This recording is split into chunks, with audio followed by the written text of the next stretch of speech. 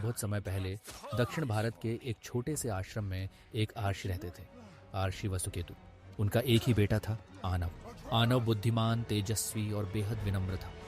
पिता पुत्र का रिश्ता इतना मजबूत था कि दोनों एक दूसरे की सांसों में बसे थे। एक दिन बालक आनव नदी में स्नान करने गया और वहीं से गायब हो गया। आर्षि ने खोजबीन की, लेकिन कोई पता नहीं चला।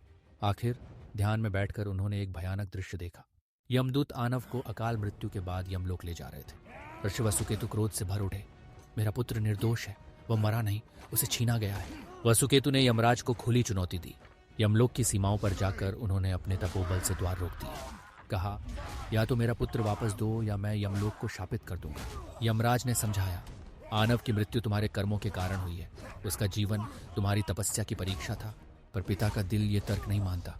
ऋषि वसुकेतु ने अपना ब्रह्मास्त्र उठाया। एक आर्षि जिसने कभी हिंसा नहीं की, अब यमराज के विरुद्ध युद्ध के लिए तैयार था। जब ब्रह्मलोक तक यह खबर पहुंची, इंद्र और वरुण ने यमराज की सहायता के लिए सेनाएं भेजी। स्वर्ग, मृत्युलोक और धरती तीनों में कंपन मच गया।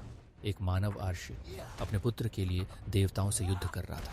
लड़ाई के दौरान एक क्षण ऐसा आया जब वसुकेतु ने यमलोक में प्रवेश कर लिया। वहां उसने आनव को देखा। उसका बेटा जीवित था, लेकिन नींद में जो कोई शक्तिशाली मंत्र उसे जकड़े हो। आर्षि ने झपट कर उसे बाहों में उठा लिया और तभी कालचक्र रुक गया। आकाश में एक फटाकेदार प्रकाश हुआ। एक अज्ञात शक्ति प्रकट हुई। न ब्रह्मा, न विष्णु, न शिव। उसने कहा, यदि तू पुत्र को ले जाना चाहता है तो एक विकल्प देना होगा, या तू या वो। वसुकेतु के हाथ कांप गए। पुत्र उसकी गोद में था, देवता सामने। समय रुका हुआ, आकाश कांप रहा था। और तभी कहानी यहीं रुक जाती है। क्या वसुकेतु ने खुद को बलि दे दी, या किसी अन्य रहस्य का पर्दा उठने वाला है? क्या आप जानना चाहेंगे कि आगे क्या हुआ? मैं इसका अगला भाग तभी लिखूंगा जब आप हाँ कहें।